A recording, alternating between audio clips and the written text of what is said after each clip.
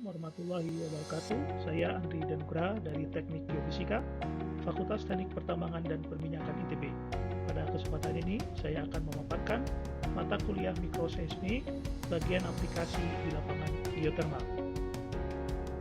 Pemanfaatan data mikroseismik di lapangan geotermal itu terdiri dari rekaman seismogram, waveform ya, dan juga ada waktu tiba, gelombang P dan S ya.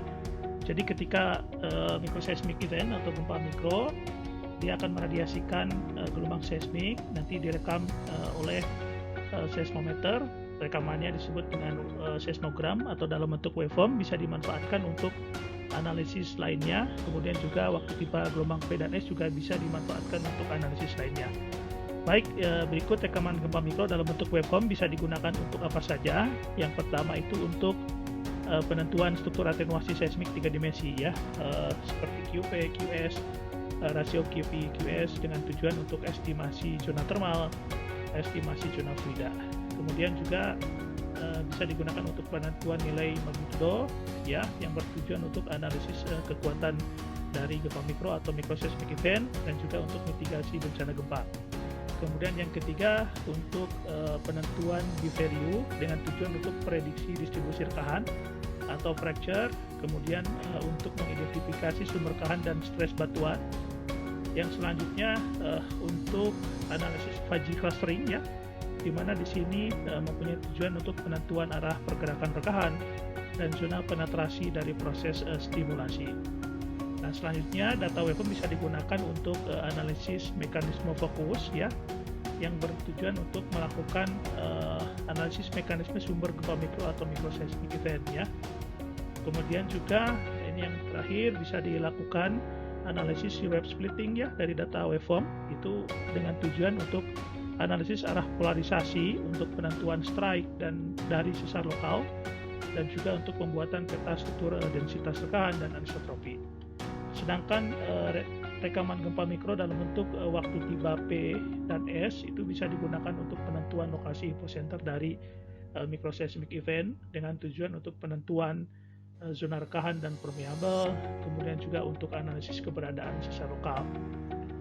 Kemudian juga bisa digunakan untuk penentuan struktur kecepatan seismik 3 dimensi seperti PP, VS, rasio PPPS, dan juga Poisson rasio, dengan tujuan untuk identifikasi zona steam atau uap, kemudian identifikasi zona fluida, identifikasi zona rekahan, pembuatan peta porositas dan densitas rekahan, dan juga untuk analisis stres dan properti batuan.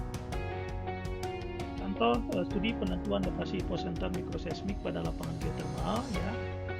Tujuan dari penentuan hipocenter microseismik secara akurat pada lapangan geotermal yaitu untuk menentukan zona rekahan atau sesar serta zona permeabel yang terjadi karena aktivitas geotermal atau aktivitas tektonik lokal pada area tersebut. Lokasi mikroseismik pada lapangan geotermal biasanya terkonsentrasi di sekitar zona produksi dan zona injeksi fluida. Beberapa tahapan yang harus dilakukan pada saat penentuan lokasi hipocenter microseismic pada lapangan geotermal yaitu satu, identifikasi event gempa mikro.